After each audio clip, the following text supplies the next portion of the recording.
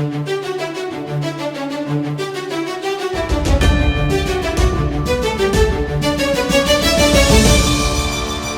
is up, Nerf Nation? It is your boy Normatico, and you know what? I hope everyone actually had a good time during Christmas. I know that myself, I actually was able to pick up a couple of blasters that I had missed out on earlier in the year, and I'll be making reviews on those shortly. But that being said, while most of you were enjoying time with your families, I was actually busy compiling a list, and I actually put some really good thought into this one.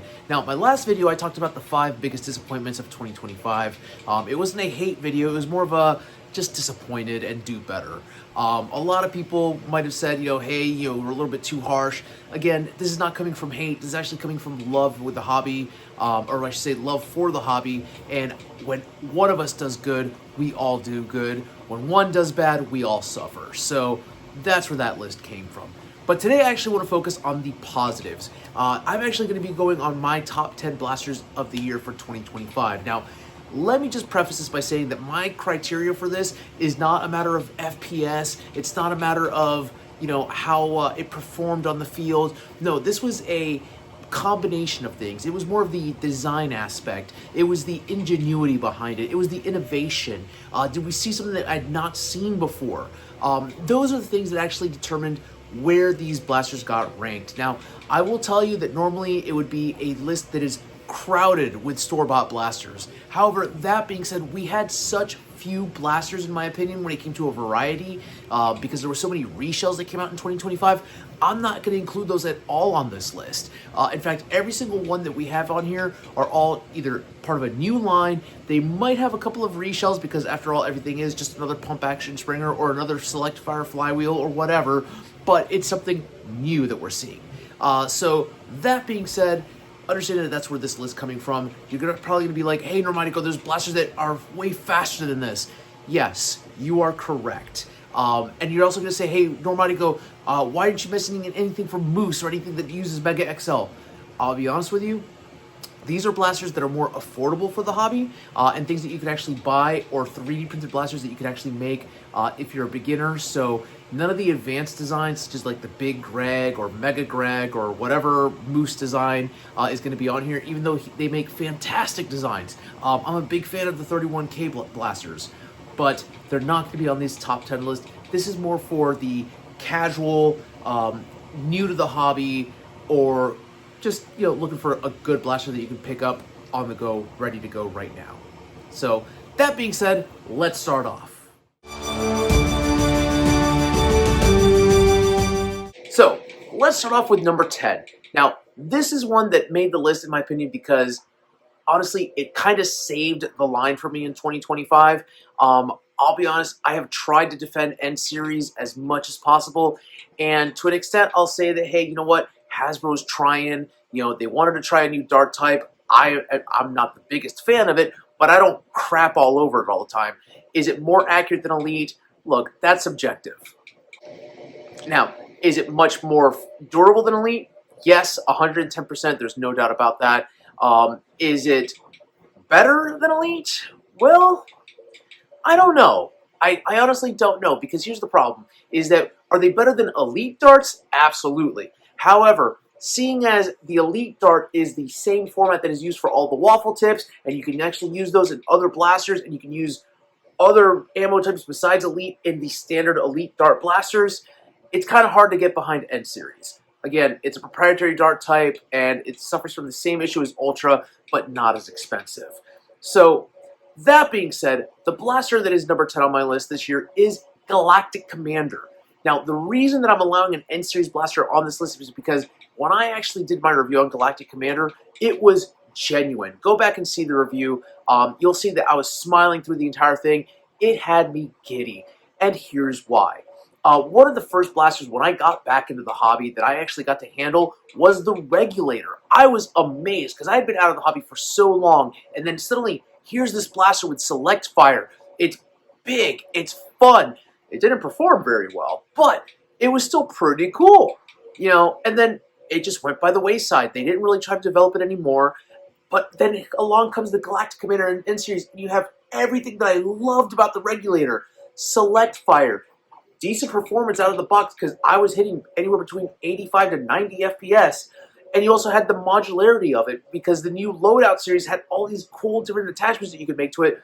It was a return to the good form of Hasbro. I was smiling. I had a great time. I actually took it out to a meetup and ran it in a sub 100 round and got a few tags with it. So because of that, that blaster, in my opinion, just deserved a spot. It recaptured what Hasbro was trying to, what it lost and what it needed to regain. And that was just the fun of the hobby, the passion. If we see more of Galactic Commander and less of like the Infinite during the end series, there might be some hope for that line. But again, that's if the actual community gets behind the N1 Dart, which they're not going to, let's be honest. So, with that being said, if I had to actually pick one blaster out of the entire N series line to run, it would be Galactic Commander, followed by the Sprinter, and maybe the Arctic 0 Point. That's just a fun blaster. Nothing great performance, that's why it's not on my top 10 of 2025, but it's not a horrible blaster. So, but Galactic Commander, worth the pickup. Again, it is $49.99. You can already find it on sale for like $39.99 in some places. If you can, pick one up. It's just a joy to behold. And I'm looking forward to see what we can do as a modding community to make it really spit out those darts really fast. So, there you have it. That's my number 10 on the list.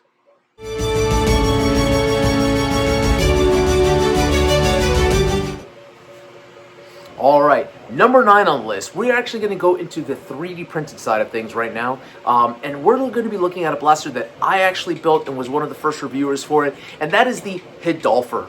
Now, designed by Hing, Hidolfer, it is a full auto flywheel blaster that is 3D printed and utilizes his Wolf Core system.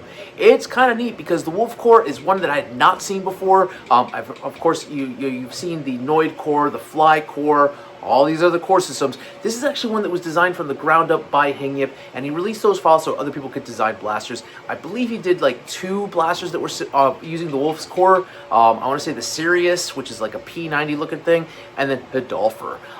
Because of the fact that those are 2 using the same actual core, I picked Hidolfer, which was the one that I was most familiar with. It kind of has this cool little AK vibe going to it, and you know what? I'm a big fan of it. I'm sorry, not an AK, AR vibe. And I'm a big fan of it. So, that being said, Hidolfer is number 9. Now, it is a flywheel blaster. It is full auto. You do get right around 135 to 150 FPS, and it can spit out right around 12 darts per second, depending on which motor you utilize as the pusher motor. So, that being said, if you get this blaster, make sure you have ample magazines because you are going to be mag dumping on the field like no one's business. If you decide to actually build this for yourself, make sure that you put the strongest catch spring possible on there. Modify the actual catch mechanism just a little bit because you're going to want to run one of those new 70-round drum magazines by Tismus. So just a friendly piece of advice, work on the catch spring. But that being said, I'm looking forward to what other products can come out from Hing Industries. I do look forward to hopefully working with him again as a designer, and I might be asking for permission to modify one little thing that I see wrong with the Hidolfer, and that is the battery. Now, I mentioned during my review that the battery was the issue with that blaster, and I still stand by this. If we could actually change the way that the battery is stored in the blaster, maybe put it into the buttstock and allow for a larger battery, that would be great, because right now as it stands, trying to locate the battery that is recommended for Hidolfer, it's very hard to find. So that's why it actually scores at a number 9 and not higher on my list. But there you have it, number 9, Hidolfer by Hing Industries.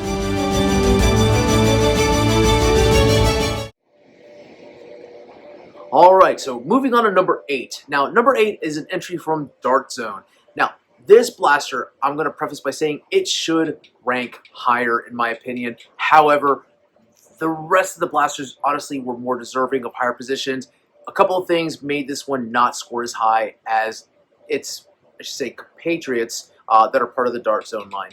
We're talking about the Boxer. Now, the Boxer is a phenomenal blaster. There's only a couple of notes on it. It is part of the Adventure Force line, and you can actually pick those up at Walmart. I believe they're like $59.99, almost $60+ after tax. And you know what? They are a phenomenal design. It is basically an LMG. You know, you have a belt-fed blaster. It launches those darts consistently at over 150 FPS, full auto. You know, it really is a great design. However, here's why it only ranks at a number 8. Now, I understand that for obviously reasons, you can't include an infinite ammo belt. However, when you are launching darts at the velocity that you're launching, you want to have more than a 50-round belt. So that being said, of course, you can buy additional belts off of Dart Zone's website, and there are 3D printed files to make your own belts. However, it would be nice if we actually had those belts available to purchase at the storefronts themselves, seeing as it is a store-bought blaster. You can't actually just order the blaster from Dart Zone's website. You have to order the chains from either Walmart's shipping website or Dart Zone's shipping website. Again, we got to get these additional parts into the actual store shelves themselves. That way, for people who are like myself, that we are about instant gratification, we can get those parts actually at the store, and you're going to have a better day with that. Now, I have seen the blaster be brought out in battle, and it does suffer from one problem because of the rate of fire and how hard it is to reload a blaster like that. Again, to take out a chain, you have to put in another chain, unless you actually make a really big chain. Again, it does lose some points because of that. I will tell you, actually having loaded it, I haven't done my actual review yet on it. I haven't launched it yet. Loading it, if you don't load it properly and you're in a hurry, you can have an issue with it. So because of that, it does lose certain points. But it is still a solid pickup, and I would highly recommend it to anybody who just wants some pretty much full auto badassery from Dart Zone. That being said, again, number 8, the Boxer Pro. Pick it up at Walmart. I believe it's $59.99, and it is worth it. You're going to enjoy that blaster.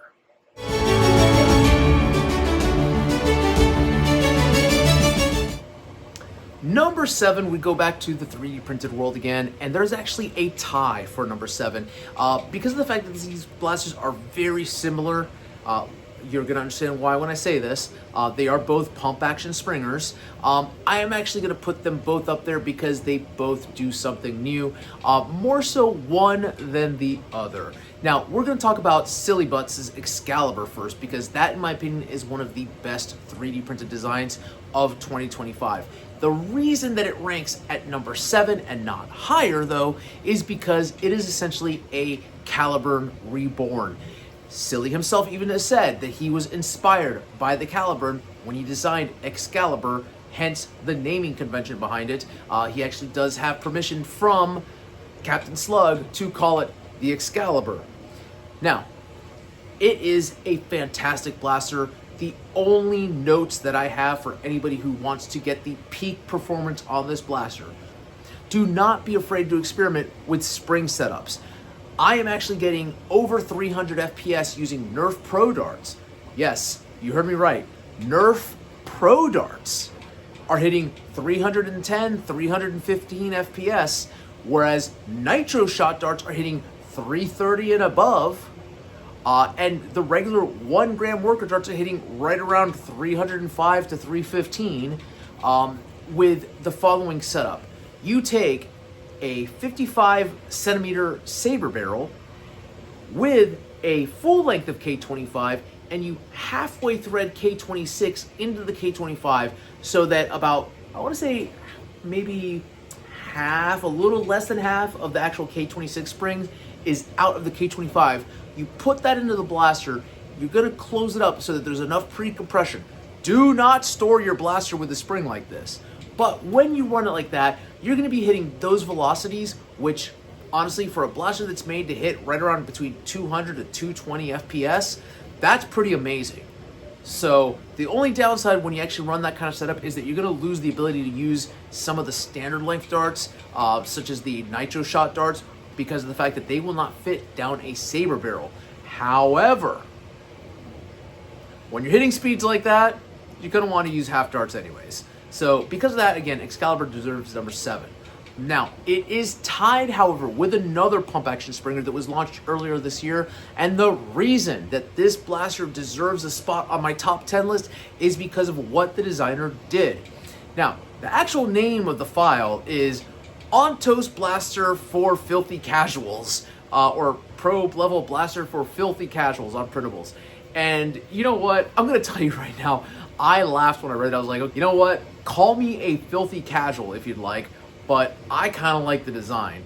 It has a very sleek curvature to it. It feels comfortable when you hold it. I've seen somebody run these on the field, and you know what? It's just a joy. Printing it when you look at the files, if you're a 3D printer, you're gonna look at it and be like, okay, there's no way this is gonna print, but it does. And it prints out really nicely. So that being said, the designer, I believe that his name goes by the name Waf. He's in Singapore. You know what? You can say what you will about him. He designed an excellent blaster, and the files, when you actually download the 3MF file, is set up perfectly. Like, no notes whatsoever. You are going to get a blaster that hits anywhere between 150 all the way up to the 250 range, depending on what springs you put in it. And there are remixes already with an expanded plunger tube where you're getting over 300. I believe that the record right now that I saw out of Australia was somebody hitting almost 400 FPS with an Ontos. Now, the really cool part about the Ontos is that it uses very little hardware. If you wanted to 3D print a plunger tube, you can do that. It is almost all 3D printed. You use O-rings, that's it. 2 O-rings, a spring, that's all that's actually essential for this blaster. If you wanted to, you could actually just use elastic bands for the catch spring and for the trigger mechanism, and you're set. Like, again, this is such a low hardware build, and the fact that you're getting these numbers off of a low hardware build is amazing. It is almost up there with the Leedle Dynamics build. So again, because of that, I do recommend, if you have a chance, print out yourself out on Ontos and see what I'm talking about. They're a great blaster. I will be doing an actual review on my Ontos here shortly, so you can see what I'm talking about, because again, it's worth it. And that's why those two share the same spot for number 7. Again, not that one's better than the other, it's just that, again, they're both pump action springers, they both serve the same purpose, they both have a bearing prime. They're interchangeable in that sense. So there you have it. The Ontos and the Excalibur, my number 7 picks for blasters of the year. Number 6, X-Shot is making the list, and you know what? With this blaster, they basically told everyone, you're going to start saying our name when it comes to the pro arena, and this blaster kind of could fall under a 2024 launch. However, it did not make it to wide release until 2025 when it was actually here in the US, and we're talking about the X-Shot Fury X. Now, the Fury X is a bullpup top prime pistol blaster, but a lot of people actually converted it into a pump action rifle. I've done a conversion like that using one of the buttstock kits, and you know what? It works pretty well. Now, you can actually upgrade this thing, and the internals of this thing are worth it. I will tell you that X-Shot, they learned from their mistakes with the long shot, with their first generation long shot. They did not have that issue with the Fury X. It feels like a much firmer plastic. The priming mechanism is much smoother, and you know what? It can take an upgrade out the box without breaking a plunger tube, so yay, X-Shot. Now, for a long time, this blaster was a top 5 blaster of the year. However, finally the competition caught up, and it kind of knocked the Fury X down. And there's a couple of other blasters that I actually enjoyed more this year. Now, that's not taking away anything from the Fury X. It is still a great blaster to run as your primary if you're actually running a lower FPS round, but you want a pro level performance out of it. So that being said, if you're a scout or a runner type, you know what, the Fury X might be for you because it's small, it's compact, it's really easy to use, and the prime mechanism, you can just slam fire that thing and be fine with it. So also the price point on it, $14.99 was what it was launched at, and then it went up because of tariffs to like $19.99. That's still pretty good, and it's performing right there alongside the Aeon Pro X, but at a much lower price point. So that being said, pick yourself up a Fury X. You're not going to regret it, I promise you. That's the number 6. But now we're going to get into the top 5 of 2025. All right, so here we are with number 5. Now, before I start with this blaster, let me just say that this designer had a breakout year in 2025. Of course, he was known in the hobby before for some of his designs being very simple, easy to build, and just fun to use. But they weren't necessarily pro-level performance. However, all of that changed in 2025 for Leedle Dynamics. Now, Leedle has been known for making some really cool stringer designs, and you know what? I used to not be a big fan of stringers until I actually printed out one of his blasters. I was like, hey, these are pretty cool. I like the Maraca. I like the Corsair. I actually enjoyed for example, the Barnacle, which actually came out this year. And I kind of wanted to put that one in the top 10. However, I'll be honest with you, some of the other blasters that were below this ranking were better than the Barnacle, so I had to leave it to the side. However, that being said, if you have a 3D printer and you want to print out a really cool blaster that's going to turn heads, the Barnacle, which is right there, you can actually see it. It's kind of hyper-realistic looking. It's more of a cyberpunk shotgun-style blaster, but that is not the number 5 blaster of the year. No, we're talking about a blaster that went toe-to-toe with a store-bought and online store-bought blaster, and in my opinion, is more fun and better. So when we first heard the Toy Fair that Dart Zone was launching these Buccaneer Pirate pistols, I thought that 2025 was going to be the year of pirate-themed blasters, and you know what? I was right. It took Dart Zone quite a while to get that blaster here to the U.S. It was released in Australia for the longest time.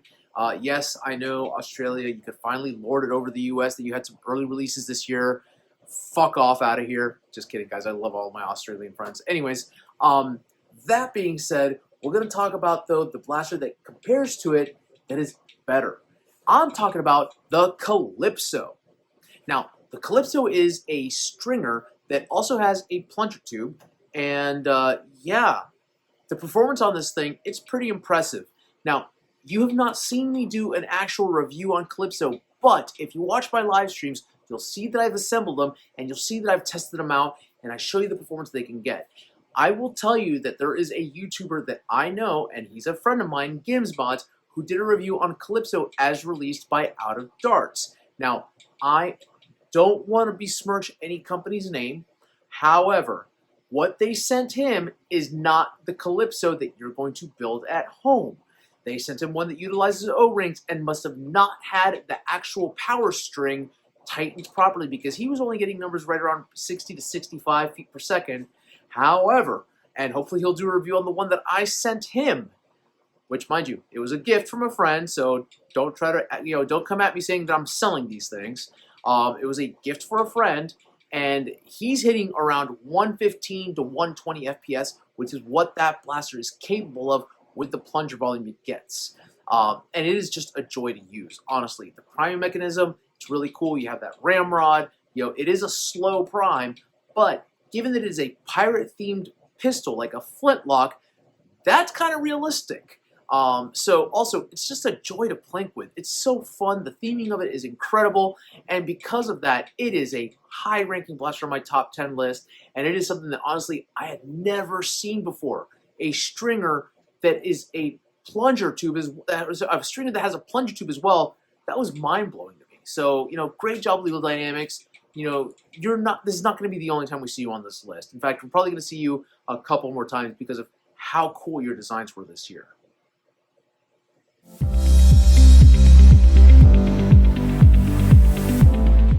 Number 4. Now, we're going to actually go back to Leedle Dynamics, but we're going to mention another 3D printer as well, or I should say designer, and that is Mighty Shrub. Now, the reason that the Smiley is not number 4 is because there were some issues with the design. Let me explain. It's not that it's a bad blaster.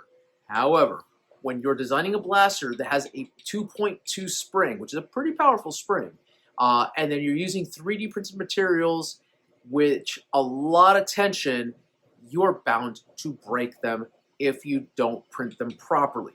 So, because of that, the recommended printing settings did not work very well. So they had to release an actual metal kit for this 3D printed blaster that was an upgrade for you to get the performance that you wanted out of it. And you know what? The 3D printed hardware kit was $44. Now, out of Darts. Now, I actually have bought one of those, and I helped my son put one together. And I'll be honest with you, from what I can tell of this, I don't want to talk bad about another store. I'm sure that they have a reason for pricing it the way that they do, but I feel like what you get out of this kit is not the $44. I'm sure they have to pay some sort of design fee for Mighty Shrub, but you could probably source that hardware yourself for less. The hard part to source, honestly, it's the plunger tube. And yeah, you can get the BOM and source it yourself, honestly.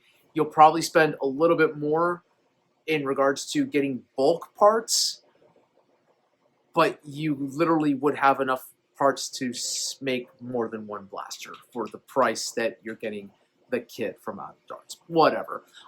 However, the reason I mentioned this blaster is because it inspired who took the spot for number 4. A blaster that, in my opinion, was designed much similar to the Smiley. It's a bolt-action Nightingale mag-fed blaster, and it performs pretty damn well.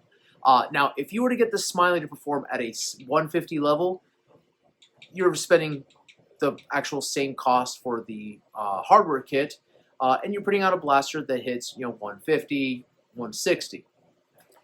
Then the Pike, which you can kind of see it there on my wall, somewhere here, there it is actually. The Pike, it is capable of hitting anywhere between 140 to 150, depending on your dart type and how tight you get that string. So that blaster that is completely 3D printed, with the exception of an elastic string, is getting the same thing that you can with a Springer. So yeah, and you don't have to worry about it breaking. It's easy to put together. There's no screws. Literally, it takes about 2 days to print, and you're done. It is a fantastic design, and it is the first time I've actually ever seen pro-level performance out of a Stringer. I was talking about the Calypso before because I had a plunger tube. There's no plunger tube in this. And it is a flawless blaster. It is a great blaster that if you're a parent and you want to actually design something that performs better than what you can buy at a store for a kid, and let's say if you actually have a Smiley or if you have a Quinlan, and you have a young son that's like, ooh, Dad, let me play with that. But you're like, no, that's a little too strong for you. Print them out of Pike. They're going to have a good time with it. They're just a joy to use. They're a joy to play with. I occasionally take this one off the wall and plink with it here in the house. And because of that, it gets the spot for number 4 Blaster of the Year.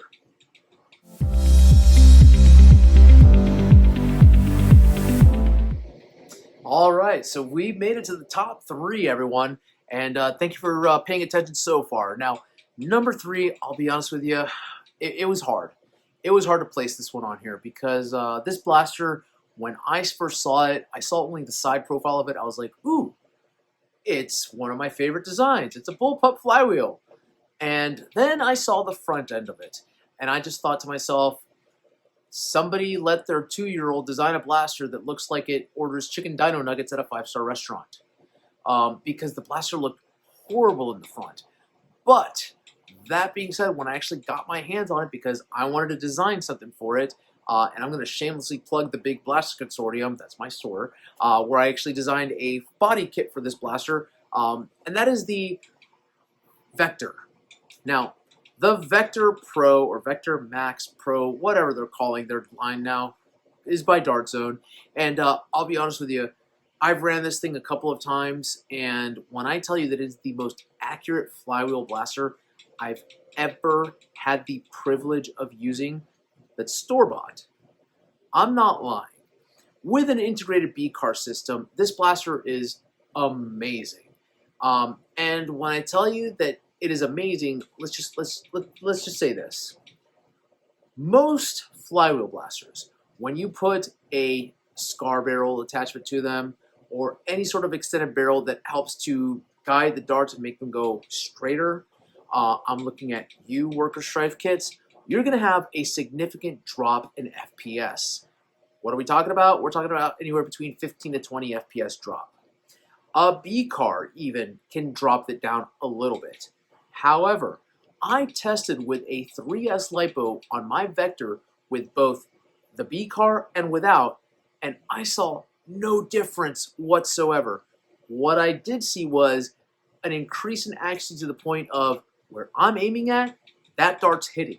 So because of that, this blaster revolutionized how I view flywheels. And I'm not the only one. You could actually look at Dr. Flux's review on the Vector, and he even says it. He was not a fan of putting B-cars on flywheels until this blaster came out. And that being said, you know what, Flux, you're absolutely right. But with this one, Dart Zone proved that it can be done. And at $39.99, That blaster is a must buy for anybody. Now, mind you, I know I've been very critical of Dart Zone this year. However, that one right there, great job, Dart Zone. Let's see more of this and less reshells of that.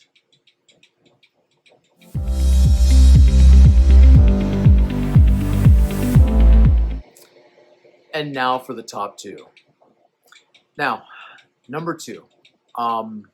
Yeah, this is actually an easy decision for me to make. Though where I placed it was hard because, frankly, I really enjoyed this blaster a lot. And it is a 3D printed blaster. It's not store-bought. And you know what? Again, he's already got 2 blasters on this list. I hate to add another one, but I would be pretty much doing an injustice to this designer if I did not include this blaster on the list. It did just come out at the tail end of 2025. It is available to 3D print. I did my review on it. I might have been the first person to actually do a review on this blaster besides the creator himself. And I'm talking about the Nautilus. Now, the reason that this blaster gets the number 2 blaster of the year on my list is because it is a design that I have never seen before. I have seen cylinder-fed blasters. I have seen top prime blasters. I've seen top prime cylinder blasters, you know, like the Deuce Pro, all right? However, what I have never seen is a lever-assisted top prime on a steampunk designed blaster that literally hits 180 FPS depending on how tight you tension the string. Oh yeah, it's a stringer that hits 185 feet per second. Say no more. The fact that you can actually use not only half darts, but you can swap out the cylinder and use Mega XL and Mega darts, and you're getting Mega XL performance similar to what you get from one of the store-bought blasters. And Mega, you're hitting up to 100 FPS with it. I mean, yeah, sign me up. Also, and again, not going to show myself here, I did design an ultra cylinder for it that hits anywhere between 125 and 140. For those of you like me that like to, you know, be masochists and use ultra darts. So that being said, this blaster is capable of doing all those different rounds. And you know what? I expect to see more mods for this thing. Only because of the fact that it is such a cool blaster. It's so neat. It is so fun. And again, I know that it sounds like I'm shilling for Leedle Dynamics, but I'm not.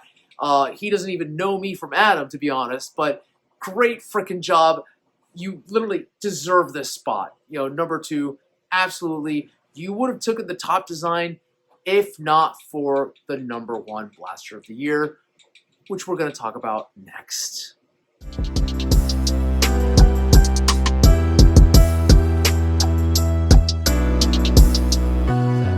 In spite of a horrible launch, the blaster itself was so spectacular, it ran away with the number 1 spot.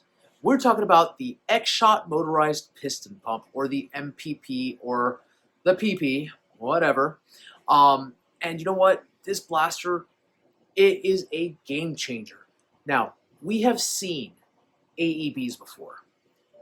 The BK1S, the Sweetheart Storm, the BK2, the BK1, the Vulcan technically is an AEB, the Rebel Power Bell, and the Stampede, all AEBs. But what we have yet to see is a pro-level AEB that is under $80 that actually performs. Now, I will tell you that the design team behind the BK1S is also behind the motorized piston pump. X-Shot is notorious for actually getting designs that are kind of like, and then perfecting them. I'm looking at the Ragefire, for example. And then they actually released this blaster for a mass audience. The fact that you get it in stores is pretty cool. So you can't really get a BK1S at a brick and mortar store, but you can get the motorized piston pump. What I will tell you though is that it does have one of the flaws from the BK1S, but it is forgivable once you know what you're doing. and that is that you want to use newer darts with any AEB.